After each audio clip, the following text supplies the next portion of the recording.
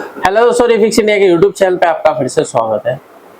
तो दोस्तों, आज की वीडियो में हम बात करेंगे। हमारे पास पैनल है जो कि LG कंपनी का है और इस सेट के अंदर जो है प्रॉब्लम क्या है, सबसे पहले मैं आपको दिखाता हूँ किस तरह की कंडीशन हमारे को इसके अंदर देखने के लिए मिल रही है। काफ़ी सारे पैनल आते हैं, अलग अलग तरीके की दिक्कतें देखने के लिए मिलती है। तो अभी हम सेट को ऑन करते हैं। ऑन करने के बाद देखते हैं क्या कंडीशन इसकी है। तो यहाँ पे अगर आप देखेंगे, ये हमारा सेट ऑन हो चुका है, लेकिन इसके अंदर पिक्चर हमारे को नजर नहीं आ रही है, यानी कि नो पिक्चर की कंडीशन में है दोस्तों। तो अभी क्या है कि ये जो पैनल है ये हमारे पास GIP पैनल है और काफी सारे GIP पैनल में सबसे ज्यादा जो प्रॉब्लम आती है गेट लाइन की शॉर्ट होने की वजह से भी हमारे को देखने के लिए मिलती है। तो अभी देखते हैं इसके अंदर क्या कंडीशन है, किस तरीके से हम इसको रिपेयर करेंगे। तो अगर आप यहाँ पे देखेंगे तो यहाँ पे इसके अंदर टीकॉन बोर्ड लगा हुआ है। यहाँ पे इस टीकॉन बोर्ड के अंदर अगर हम वोल्टेज चेक करते हैं तो स्टेप बाय स्टेप हम सारी चीजें देखेंगे। तो मल्टीमीटर को मैं सेट कर लेता हूँ DC वोल्ट की रेंज पे। और यहाँ पे अगर हम देखते हैं तो यहाँ पे अगर हम देखते हैं, सबसे पहले हमारे को जो वोल्टेज मिलेगा 12 वोल्ट की सप्लाई हमारे को देखने के लिए मिलेगी यहाँ पे। तो 12 वोल्ट अगर हम यहाँ पे देखते हैं तो 12 वोल्ट हमारा बिल्कुल परफेक्ट ओके है। और ये 12 वोल्ट की सप्लाई देखिए, यहाँ पे होता क्या है, एक फ्यूज लगा होता है। इस फ्यूज के द्वारा ये जो वोल्टेज जाती है हमारी DC टू DCIC में जाती है। अगर आप यहाँ पे देखेंगे तो DC टू DCIC लगी हुई है। और DC टू DCIC के अंदर क्या है, लेवल शिफ्टर IC कंबाइंड है, क्योंकि यहाँ पे से हमारे जो होते हैं गेट सिग्नल हमारे निकलते हैं, यानी कि जो GCL के वोल्टेज होती है, GCL के जो सिग्नल होते हैं वो यहीं से हमारे आउट होते हैं। लेकिन क्या है, सबसे पहले यहाँ पे होगा क्या कि यहाँ पे 12 वोल्ट की सप्लाई आने के बाद सबसे पहले जो हमारा वोल्टेज बनेगा वो 3.3 वोल्ट की सप्लाई बनेगी।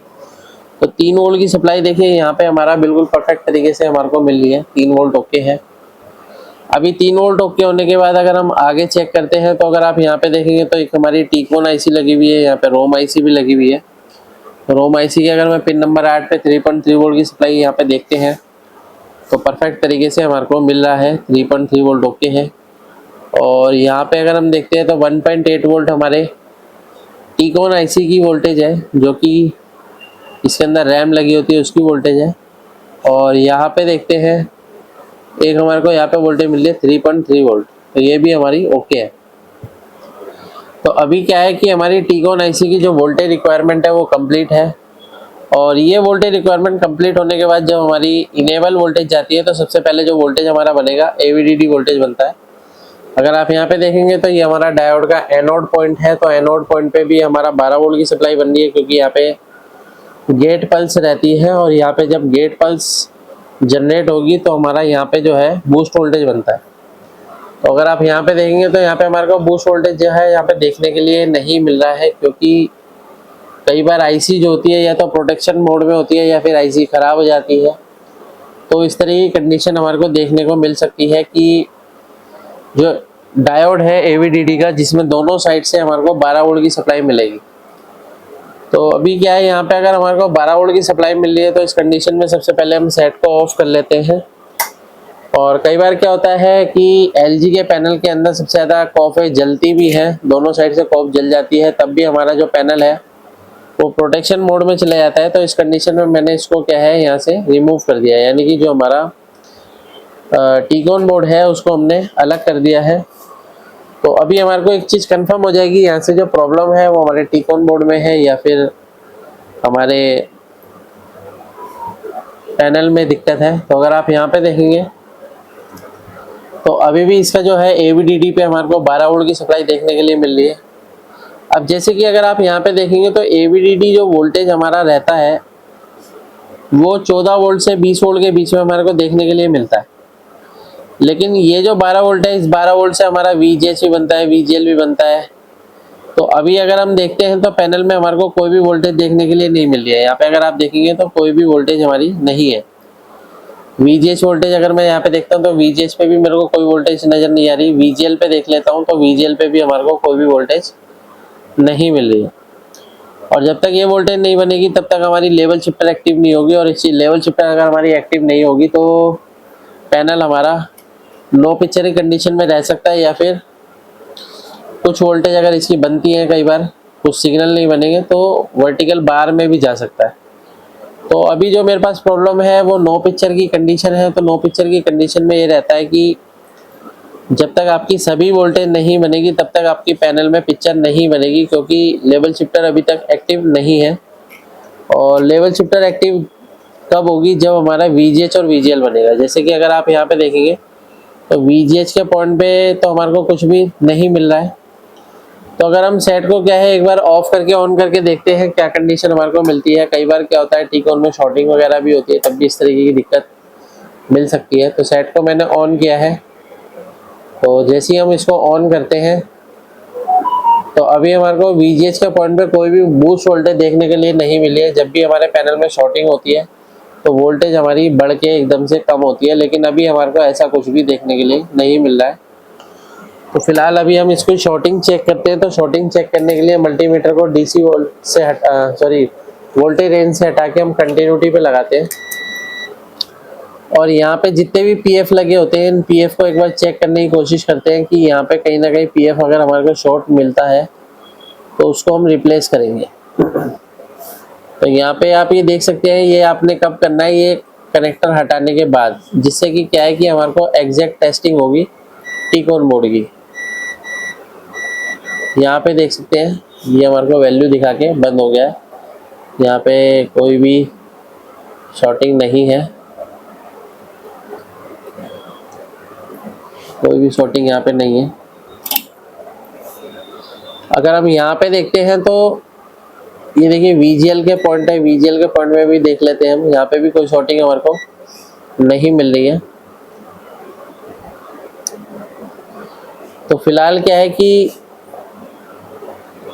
हो सकता है कि हमारे जो है DC टू DC सर्किट में भी दिक्कत हो सकती है। तो इससे पहले हम यहाँ पे चेक करेंगे। तो अगर आप यहाँ पे देखेंगे तो एक हमारा यहाँ पे एक डायोड होता है, इसके अंदर 2 डायोड और एक ट्रांजिस्टर इसके अंदर होते हैं। ये 2 हमारे लगे होते हैं, एक हमारा VGH के लिए लगा हुआ है और एक हमारा VGL के लिए लगा हुआ है। तो इसका सर्किट मैं आपको दिखा देता हूँ पहले, ताकि प्रॉपर तरीके से हमारे को कंफर्म हो जाए। तो अगर आप यहाँ पे देखेंगे तो ये इसका सर्किट है, कुछ इस तरीके से हमारा ये लगा हुआ है। क्योंकि इसका जो पॉइंट है यहाँ पे अगर आप देखेंगे तो ये इसका पॉइंट है, तो यहाँ पे अगर आप देखेंगे तो ये इसका डॉट है।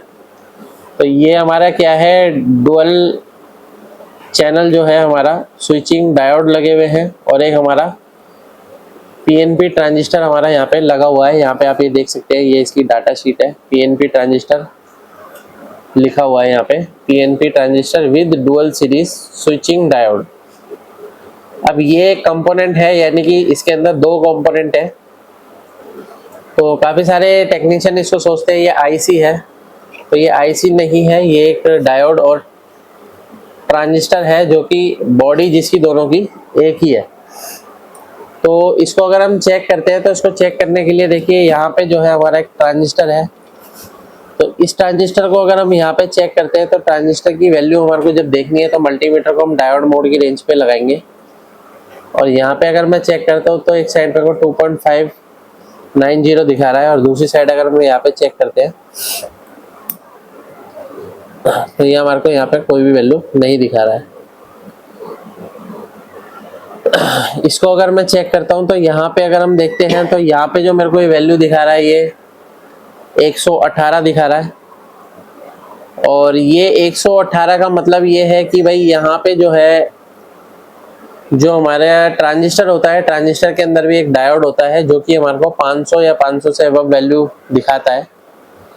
लेकिन अगर आप यहाँ पे देख रहे हैं तो यहाँ पे मेरे को 118 ओम्स हमारे को यहाँ पे ये दिखा रहा है इस टाइम फिलहाल। तो ये भी हो सकता है कि इसके अंदर जो ट्रांजिस्टर लगा होता है वो हमारा शॉर्ट हो जाता है, तब भी इस तरीके की दिक्कत आती है। तो अगर आप देखेंगे तो दोनों साइड से मेरे को वैल्यू दिखा रहा है और दोनों साइड से ये हमारे को लो वैल्यू दिखा रहा है, यानी कि दोनों साइड से लो वैल्यू दिखा रहा है। इसका मतलब क्या है कि हमारा ट्रांजिस्टर शॉर्ट है। ठीक है, ट्रांजिस्टर क्या है, शॉर्ट है। क्योंकि क्या अगर ठीक भी होता तो एक साइड से वैल्यू एक साइड से कुछ भी नहीं दिखाना चाहिए। तो अभी क्या है, दोनों साइड से हमारे को लो वैल्यू दिखा रहा है। क्या दिखा रहा है, लो वैल्यू। तो इसको क्या है हमारे को एक बार रिप्लेस करके देखना पड़ेगा। रिप्लेस करके देखिए क्या है, इस तरीके की स्क्रैप पीसीबी आपके पास होनी चाहिए पैनल को अगर आप रिपेयर करते हैं। तो अगर आपके पास पीसीबी रहेगी तो ये काम करना थोड़ा सा इजी रहेगा।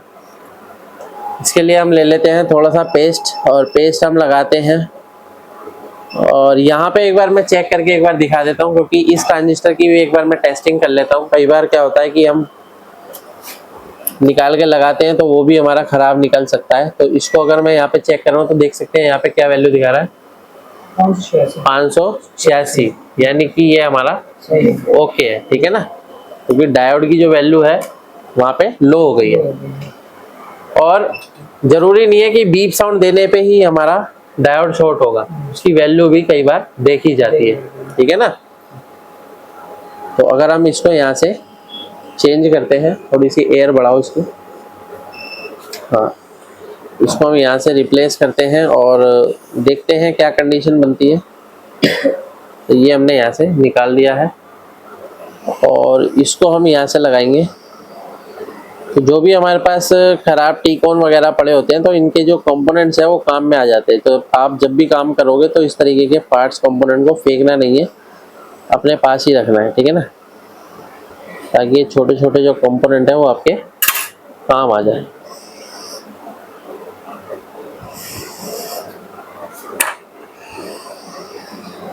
तो इसको हम यहाँ से निकाल लेते हैं थोड़ा फिनिशिंग से। और दूसरा क्या है, आपकी हैंड स्किल थोड़ी सी अच्छी होनी चाहिए। अगर आप किसी भी टीकॉन पे काम कर रहे हैं या पैनल पे काम कर रहे हैं, अगर आपकी हैंड स्किल अच्छी है तो काम करना आपके लिए बहुत आसान हो जाएगा।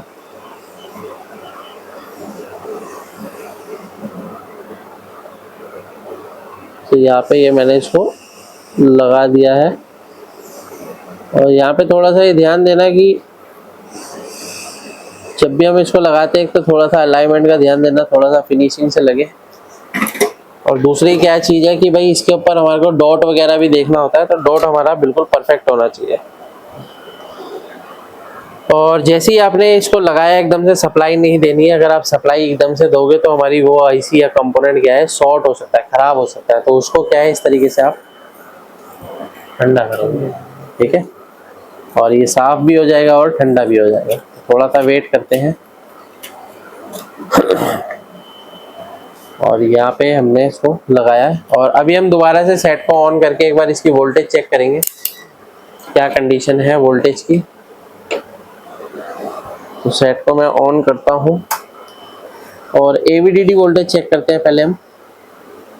कितना वोल्ट बन गया, 15 वोल्ट बन गया। पहले कितना वोल्ट था, 12 वोल्ट। 12 का मतलब क्या है कि यहाँ पे हमारी पल्स नहीं बन रही। तो अगर यहाँ पल्स नहीं बनेगी तो वोल्टेज हमारा वोल्टेज बूस्ट नहीं होगा, तो ना तो VGS बनेगा ना VGL बनेगा। तो क्या हो रहा था इसके अंदर, ये आईसी प्रोटेक्शन मोड में जा रही थी। क्यों जा रही थी, क्योंकि यहाँ पे शॉर्टिंग थी। पैनल में क्या थी, शॉर्टिंग थी। टीकॉन बोर्ड में आपके शॉर्टिंग थी। यहाँ पे देखोगे, देखो माइनस वोल्टेज आपका बन गया ना। अभी हम इसको क्या है बंद करते हैं और पैनल की पिक्चर चेक करते हैं। इसको पकड़ो, पैनल की पिक्चर देखते हैं, पैनल में पिक्चर बनी या नहीं बनी। वोल्टेज तो हमारी बन गई है। कई बार और भी दिक्कत है हमारे को देखने को मिल सकती है, तो ये हमारे को लगाने के बाद पता लगेगा। तो ये हम लगा लेते हैं और लगा के देखते हैं। देखो पैनल की पिक्चर हमारी फर्स्ट क्लास बन गई है, बन गई पिक्चर। ये जो है ये हमारे FFC की प्रॉब्लम है, क्योंकि FFC ये हमारी चिपका रखी है, ठीक है ना। ये चेंज करनी पड़ेगी, ठीक हो जाएगा। यहाँ पे देख सकते हैं अभी पैनल हमारा बिल्कुल फर्स्ट क्लास तरीके से चल रहा है। तो इस तरीके से हम किसी भी पैनल को आसान तरीके से रिपेयर कर सकते हैं। वीडियो अगर आपको पसंद आए तो वीडियो को लाइक करें, शेयर करें, कमेंट करें। Thank you friends.